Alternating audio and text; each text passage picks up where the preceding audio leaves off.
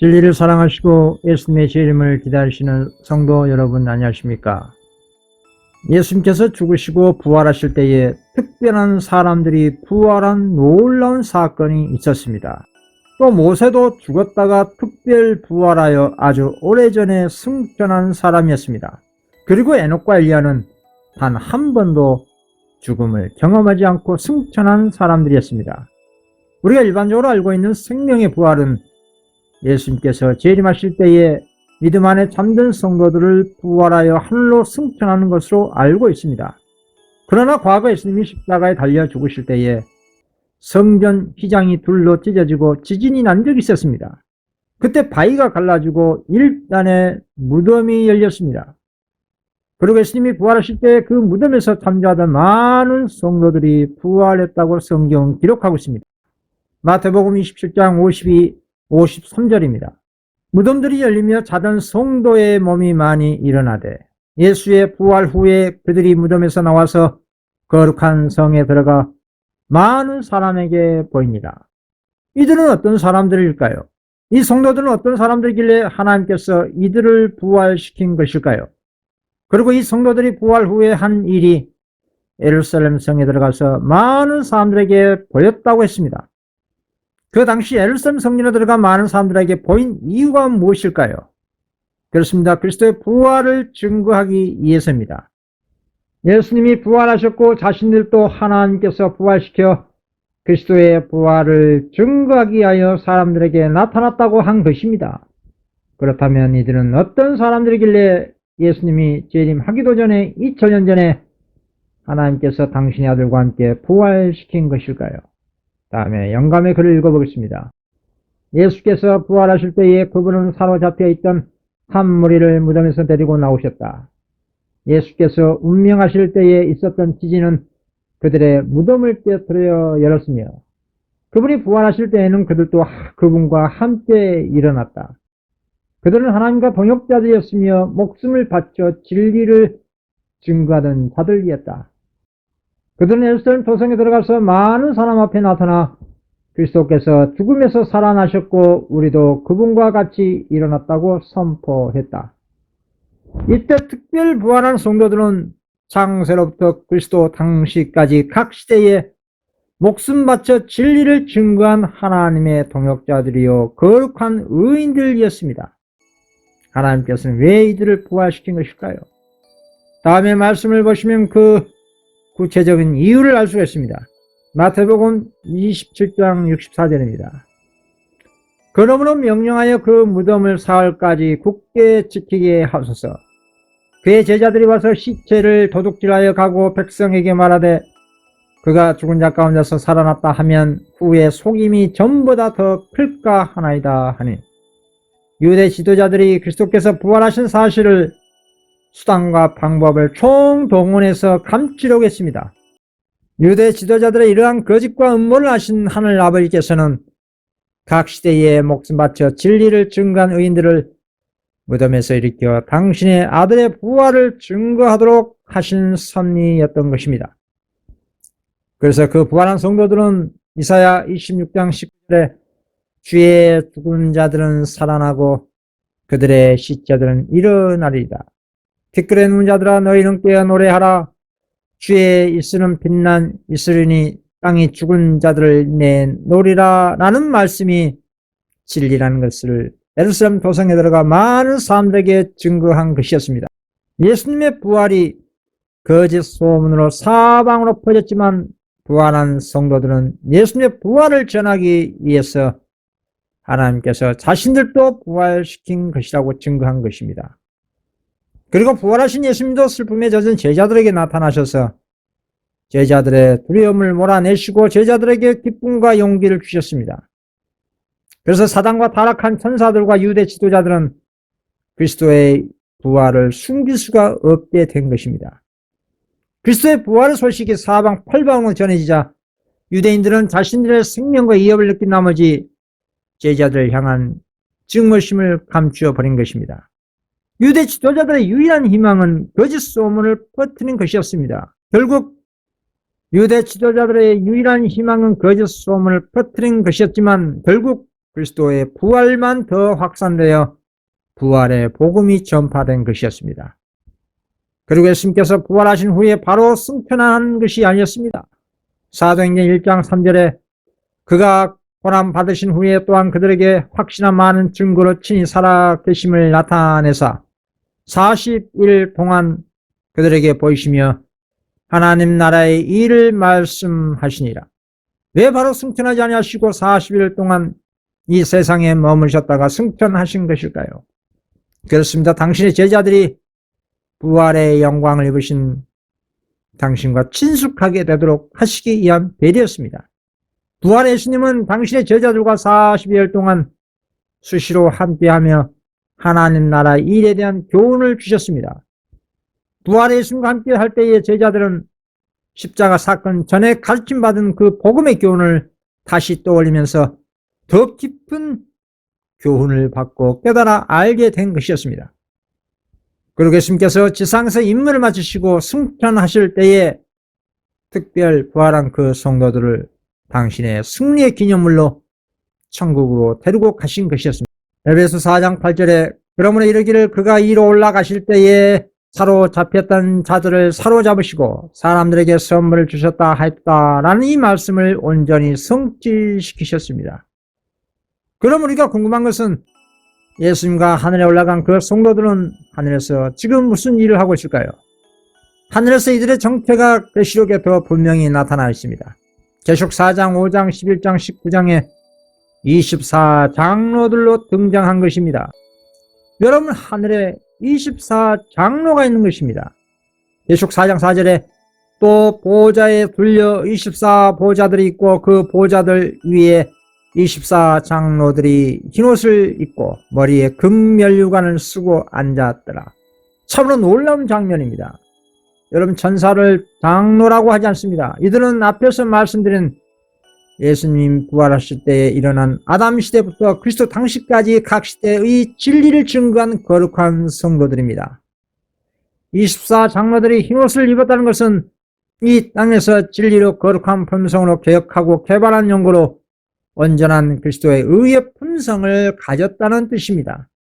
그리고 머리에 금면류관을 썼다는 것은 이 땅에서 하나님의 은혜와 진리로 죄를 이긴 구속받은 자라는 것을 증거하는 것입니다. 그리고 그 보상으로 하늘교회의 24장로로서 임무를 수행하고 있는 것입니다. 여러분, 구약의 표상적인 제사 제도나 오늘날 교회에서 장로는 영적 지도자입니다. 그리고 교회 내의 모든 업무와 관련해서 목사를 도와주는 봉사자입니다. 주님께서 모세의 과도한 책임과 업무를 분배하고 도와주기 위해서 경건한 사람들을 장로로 세워 그들에게 성령을 부어주신 장면이 있습니다. 민수기 11장 16절 17절입니다. 여호와께서 모세에게 이르시되 이스라엘 노인 중에 내가 알기로 백성의 장로와 지도자가 될 만한 자 70명을 모아 내게 데리고 와 해막에 이르러 거기서 너와 함께 서게 하라. 내가 강림하여 거기서 너와 말하고 내게 임한 영을 그들에게도 임하게 하리니 그들이 너와 함께 백성의 짐을 담당하고 너 혼자 담당하지 아니하리라. 그렇습니다. 마찬가지로 승천한 거룩한 성도 24장로들도 하늘의 성전에서 우리의 참 목자 되시고 대제사장이신 그리스도를 보필하는 임무를 수행하고 있는 중입니다. 그 임무란 것은 오늘날 하나님을 믿노라는 성도들을 위한 조사, 심판을 하는데 그 배심한 역할을 하고 있다는 것입니다. 그 말씀을 보겠습니다. 계시록 5장 8절입니다. 책을 취하심에 내 생물과 24장로들이 어린 양 앞에 엎드려 각각 검은고와 향이 가득한 금 대접을 가졌으니 이 향은 성도들의 기도드리라. 여기 7인으로 봉인된 책은 어떤 책일까요? 그 두루마리를 펴거나 보거나 하기에 합당한 자가 보이지 않는 연고로 사도 요한은 크게 울었다고 했습니다. 그 책이 무슨 책이길래 요한은 대성통곡한 것일까요? 그렇습니다. 7인으로 봉인된 그 책은 에베소 교회 시대부터 오늘날 말세의 교회 시대까지의 하나님의 구속의 역사가 기록된 예언과 역사의 책입니다. 울고 있는 요한을 이루한 24장로 가운데 한 사람이 그 봉함된 책을 열 수 있는 분은 오직 그리스도라는 것을 알려주면서 이로한 것입니다. 장로 중에 한 사람이 내게 말하되 울지 말라. 유대 지파의 사자 다윗의 뿌리가 이겼으니 그 두루마리와 그 7인을 떼시니라 하더라. 이렇게 24장로는 이 땅에 있는 동료 인간을 이루어주는 그 역할을 하고 있습니다. 그리고 그리스도의 하늘 송소 봉사를 도우고 있다는 것을 우리가 깨달을 때에 얼마나 큰 용기가 되고 있습니까? 여러분, 누군가 나를 위해 중보 기도하고 도움을 주고 있다는 사실을 알면 얼마나 큰 위로와 힘이 되겠습니까? 하늘에 있는 24장로가 우리의 대제사장이신 그리스도를 도와 이 땅의 성도를 도와주고 있는 것입니다. 그리고 내 생물은 하나님 보좌 곁에 있는 그룹 천사들입니다. 그리고 이 내 생물과 24장로들이 성도의 기도가 들어있는 큰 대접을 가지고 어린 양이신 그리스도 앞에 엎드렸습니다. 그리고 새 노래를 부르면서 경배 찬양하는 것입니다. 계시록 7장 11절 12절입니다. 모든 천사가 보좌와 장로들과 내 생물의 주위에 서 있다가 보좌 앞에 엎드려 얼굴을 대고 하나님께 경배하여 이르되 아멘. 찬송과 영광과 지혜와 감사와 존귀와 권능과 힘이 우리 하나님께 세세토록 있을지어다. 아멘 하더라. 그룹 천사들과 24장로가 왜 이 땅에서 올라간 성도들의 기도가 담긴 금 대접을 들고 있을까요? 그 이유는 이 땅의 성도들의 참된 기도가 그리스도의 보혈과 함께 하나님께 간합되었다는 뜻입니다. 그리고 하나님 보좌에 가장 가까이 있는 내 생물, 즉 그룹 천사들과 24장로들이 성도들의 기도가 담긴 금대접을 들고 있다는 것은 이 땅에 있는 하나님의 자녀들을 위한 마지막 중보 사업을 하고 계신 그리스도를 도우고 있다는 것입니다. 오늘 이 땅의 신실한 자녀들도 자신의 가족들과 주위의 동료 인간을 예수님께 전도하기 위해 예수님의 이름으로 밤낮으로 진심으로 기도하실 것입니다. 그런 기도의 중재자 역할을 하늘 성소에 있는 24장로들도 하고 있다는 것입니다. 다음에 영감의 글을 읽어보겠습니다. 이스라엘 기도와 함께 올라가는 향연은 그리스도의 공로와 중보 곧 그분의 완전한 의를 표상하며 그것은 믿음을 통하여 그분의 백성에게 전가된다. 그것만이 죄 많은 인간들의 예배가 하나님께 간합될 수 있도록 한다. 지성소의 휘장 앞에는 끊임없는 중보의 제단이 있었다. 성소 앞에는 끊임없는 속죄의 제단이 있었다. 피와 향으로 말미암아 하나님께 접근하게 되어 있었는데 이것들은 크신 중보자를 가리키는 상징들이었다. 그분을 통해서 죄인들은 여호와 앞에 가까이 나갈 수 있으며 그분을 통해서만 자비와 구원이 회개하고 믿는 영혼에게 허락될 수 있다라고 했습니다. 과거 표상적인 제사 제도 가운데 인간 제사장들이 아침 저녁으로 분향할 시간에 성소에 들어갔을 때 매일 드리는 희생 제물이 바깥들에 있는 제단 위에 드려지도록 준비되어 있었습니다. 그리고 이때 성막에 모였던 예배자들이 가장 깊은 간신과 엄숙한 마음으로 제사장의 봉사를 통해 하나님 앞에 나가기 전에 열심히 자신들의 마음을 살피고 죄를 차복하는 일을 해야 했습니다.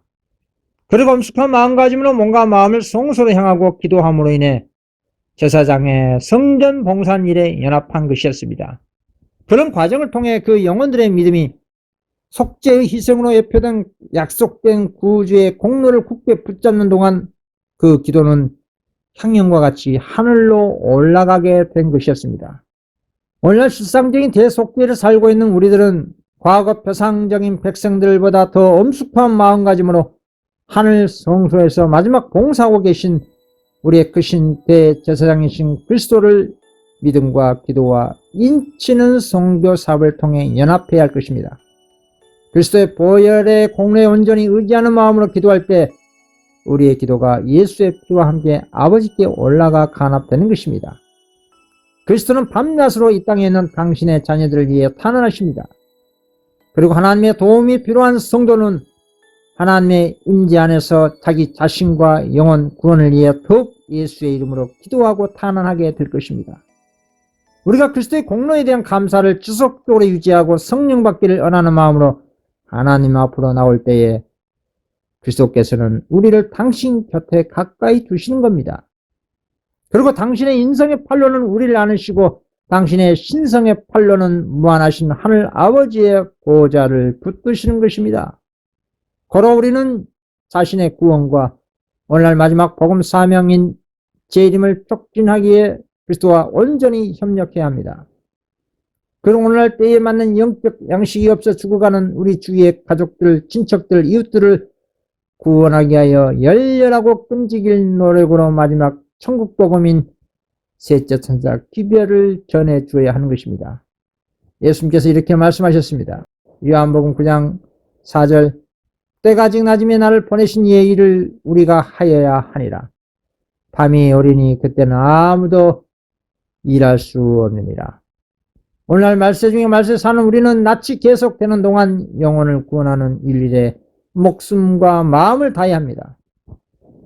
그 일은 아무도 일할 수 없는 밤이 오기 때문입니다. 그 밤은 짐승이표 일을 번명의 때입니다. 오늘날 21세기는 이 마지막 예언이 분명히 성취되고 그리고 예수님의 재림은 바로 이루어집니다. 오늘날 주어진 이 은혜 시간에 우리 살아 있다는 것은 주님의 크신 은혜입니다. 이 은혜 시간을 내 자신뿐만 아니라 내 주위에 있는 영혼들에게 마지막 천국 복음을 전해주라는 주님의 특별한 섭리 시간입니다. 주어진 이 낯지난 은혜 시간을 아무런 일도 하지 않고 무방비로 허비한다면 자신뿐만 아니라 우리 주위에 있는 영혼들도 어둠에 버림당하고 결국 둘째 사망 당하게 되는 것입니다.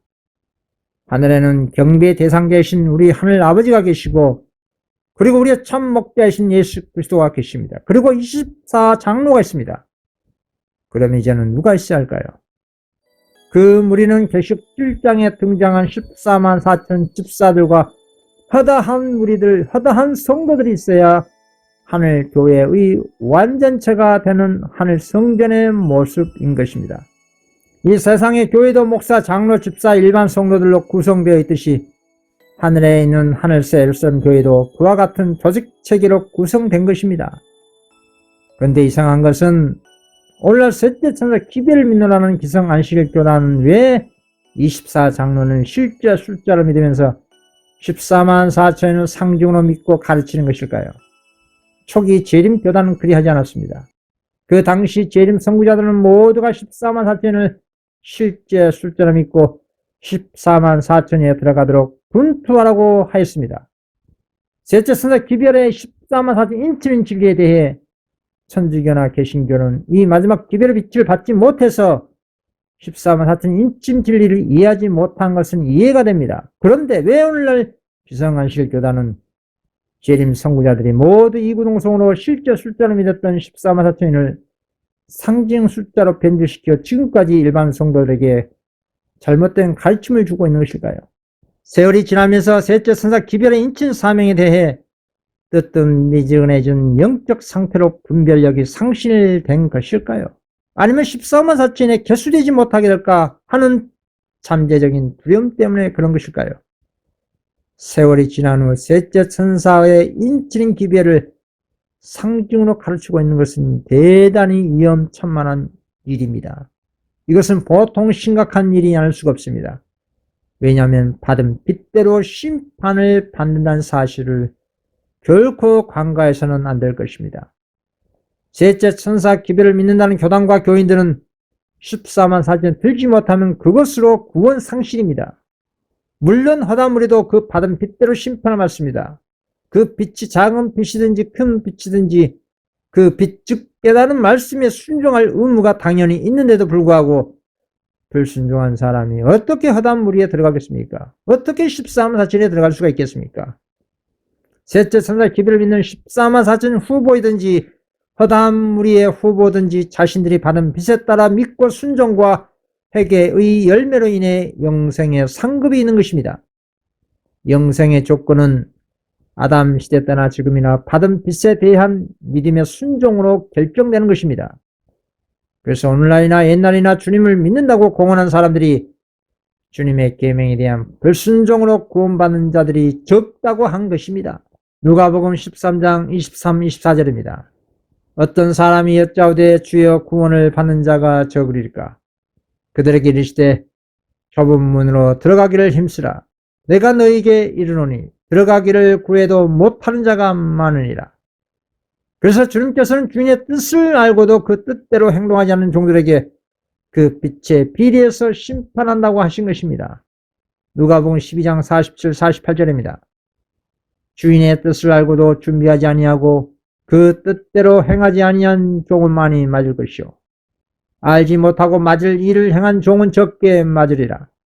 무릇 많이 받은 자에게는 많이 요구할 것이요 많이 맡은 자에게는 많이 달라 할 것이라.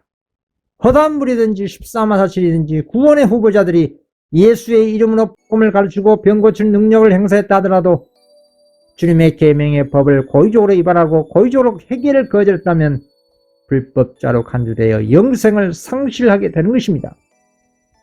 마태복음 7장 23절에 그때에 내가 그들에게 밝히 말하되 내가 너희를 도무지 알지 못하니 불법을 행하는 자들아 내게서 떠나가라 하리라. 다시 말씀드리면 1844년 10월 22일에 예수님께서 지성소에 입수하셔서 셋째 천사를 파송시켜 인침 사명을 부여하셨습니다. 그런데 14만사천이 상징이라면 셋째 천사가 하는 일이 무엇이 되겠습니까? 상징이라면 셋째 천사가 하는 인친 사업이 아무 쓸모없는 일을 하고 있는 것으로 간주되고 말 것입니다. 그리고 또 어떤 사람들은 7장 가운데 살아남은 사람만 14만 4천이 된다고 그릇되게 가르치고 있습니다. 이와 같은 논리의 근거를 중보자 없는 삶과 한 번도 죽음을 맛보지 않은 사람들만 14만 4천이 되기 때문에 7장 가운데 살아남아 야곱의 환난 겪은 자만이 14만 4천이 된다는 그런 이론입니다. 그러나 인친사과 관련된 계시록 7장과 계시록 14장의 말씀과 증언을 연구하신 분들은 1844년 이후 셋째 천사가 인친 사업을 시작했다는 것을 알 수가 있을 것입니다.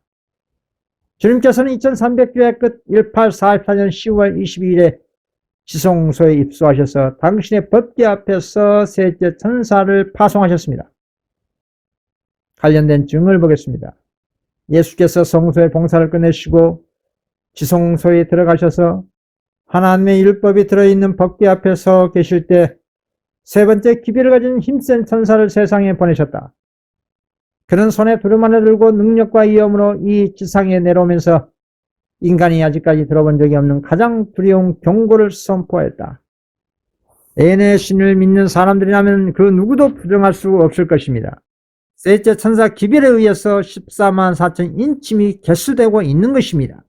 이 인치는 기별이 얼마나 중대한 복음이면 모든 영혼들의 운명이 이 마지막 기별에 대한 태도 여부에 결정된다는 것입니다. 14만 4천인들도 1844년 이후 셋째 천사 기별을 믿고 안식일을 거룩히 지키고 인침받고 회개하고 죽었습니다.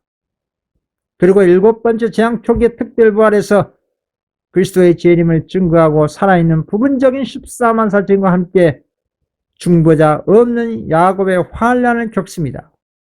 이런 상황에서 다시 죽는 일이 없이 불멸의 몸으로 하늘에서 주님을 영접하는 것입니다. 특히 7장 때 살아있는 사람만 14만 4천인이 결수된다고 하면 그런 그릇된 가르침은 예수님의 재림을 더욱 지체시키는 죄를 범하고 있는 것입니다. 이 경고의 기별이 이를 법령 추진되는 첫 여론이 미국 중심으로 온 세계로 확산되면 그제서 세상 끝이 오고 그 기점에서 2년 안에 구속 사업은 속히 끝나고 예수님의 재림은 속히 이루어지게 되는 겁니다. 마태복음 24장 14절에 이 천국 복음이 모든 민족에게 증언되기 위하여 온 세상에 전파되리니 그제야 끝이 오리라. 여기서 말씀하신 천국 복음은 오늘날 말세의 셋째 천사 기별을 의미하고 있습니다. 그리고 이 마지막 기별에 힘을 더해주는 기별이 모든 타락한 교회에서 나오라는 최후의 음성입니다. 계속 18장 4절 또 내가 들으니 하늘로부터 다른 음성이 나서 가로되 내 백성아 거기서 나와 그 죄에 참여하지 말고 그가 받을 재앙들을 받지 말라. 셋째 천사는 이 땅의 성도들을 하늘 성소로 인도하는 천사입니다.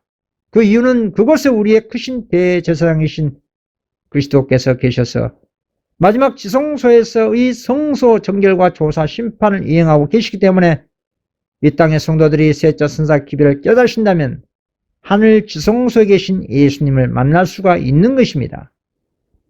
그리고 주님께서 하늘 성소에서 마지막 중보 사업을 하고 계신 것을 깨달아 할 때에 놀라운 경외심을 가지고 자신도 이 땅에서 무슨 일을 해야 하는지 깨달아 알게 될 것입니다. 즉 모든 죄를 버리고 엄숙한 마음가짐으로 오늘날 실제적인 대속죄일에 경건한 마음과 마지막 셋째 천사 기별을 교회와 세상에 전하는 데 아낌없는 헌신과 수고를 마다하지 않을 것입니다. 이 사명이 얼마나 중요하면 셋째 천사 기별의 힘과 능력을 대주기에 계시록 18장 1절에 또 다른 천사, 즉 네 번째로 천사가 내려와서 짐승의 표를 받지 말라는 기별을 함께 전하고 있는 겁니다. 이것으로 끝나지 않고 다섯 번째로 내려온 많은 천사들이 마지막으로 내려와 그 앞에 내려온 천사들과 함께 연합해서 마지막 경고의 기별을 외치고 바벨론 가운데서 나오라는 최후의 음성으로 경고하고 있는 것입니다. 이 마지막 복음사업이 오늘날 21세기에 이루어지고 있는 중입니다. 이것이 재림의 조건입니다. 하늘에서 많은 천사들이 내려와 마지막 셋째 천사 기별을 외치고 있다는 것은 이 세상과 바벨론이 되어버린 모든 기독교 안에 주님의 성실한 자녀들이 있기 때문에 나오라는 마지막 하나님의 음성입니다. 그리고 인침사업이 속히 끝나는 것입니다. 24장로들도 모두 죽음을 당했다가 예수님이 부활하실 때 특별 부활했습니다. 그리고 그때 예수님의 부활을 증거하고 살아서 불멸의 몸으로 주님과 함께 승천했습니다. 14만 4천 성도는 마찬가지입니다. 그러나 셋째 천사 기별을 믿는 안식일 교인들이 14만 4천 들도록 힘써 분투하여 재림을 촉진하는 일을 하지 않고 개신교인이나 천주교인들이 받은 빚에 만족하고 허다한 무리에 들어간다면 굳이 안식일 계명과 셋째 천사 기별을 믿거나 지킬 필요가 없는 것입니다. 그리고 일곱 번째 재앙 초기에 특별 부활할 필요가 없겠지요. 그리고 14만 4천이 상징이라면 굳이 안식일 교회에서 신앙할 필요가 있겠습니까? 아무 단체에서나 신실하게 신앙하면 되지 무엇하러 재림교회에서 신앙할 필요가 있겠습니까? 그렇습니다. 받은 빚이 크면 그만큼 사명도 크고 심판도 크고 상급도 분명히 다르다는 것을 알려준 것입니다. 그래서 예수님 당시에 부활 승천한 24장로가 상징수가 아니듯이 14만 4천인도 허다한 무리를 상징한 숫자가 아니라 실제의 숫자라는 것입니다. 그리고 분명한 것은 7재앙 때 살아있는 사람만 14만 4천인이 되는 것이 아니라 1843 이후 안식일을 비롯하여 모든 계명을 예수 믿음으로 순종하고 인침받은 성도들이 14만 4천에 개수되는 것입니다. 그래서 24장로가 아담 시대부터 예수님 당시대까지 진리의 증거자들이라면 14만 4천인들도 1844년 이후 셋째 천사 기별로 안식일 계명을 비롯해 모든 계명을 지키고 하나님의 인침받은 특별한 의인들이라는 것입니다. 24장로가 실제적으로 특별부활한 것처럼 1844년 이후 인침받은 부분적인 14만 4천인들도 일곱 번째 재앙 초기에 특별 부활합니다. 다니엘 12장 2절입니다. 땅의 특별 가운데 자는 자 중에서 많은 사람이 껴 영생을 받는 자도 있겠고 수치를 당하여 영원히 부끄러움을 당할 자도 있을 것이며 14만 4천은 무엇을 증거하기 위해서 특별 부활을 하는 것일까요? 24장로들이 그리스도의 부활을 증거한 것처럼 특별 부활한 부분적인 14만 4천인도 살아있는 부분적인 14만 4천과 함께 야곱의 환난을 겪으면서 예수님의 재림을 증거하게 될 것입니다. 그리고 그 재림의 시간과 날을 듣고 그 재림의 광경을 보게 될 것입니다. 이사야 52장 7절에서 9절입니다. 좋은 소식을 전하며 평화를 공포하며 복된 좋은 소식을 가져오며 구원을 공포하며 시온을 향하여 이르기를 내 하나님 통치하신다 하는 자의 산을 넘는 발이 어찌 그리 아름다운가. 내 파수꾼들의 소리로다. 그들이 소를 높여 일제히 노래하니 이는 여호와께서 시온으로 돌아오실 때에 그들의 눈이 마주 보리로다. 너 예루살렘의 황폐한 곳들아 기쁜 소식을 내어 함께 노래할지어다. 이는 여호와께서 그의 백성을 이루하셨고 예루살렘을 구속하셨습니다.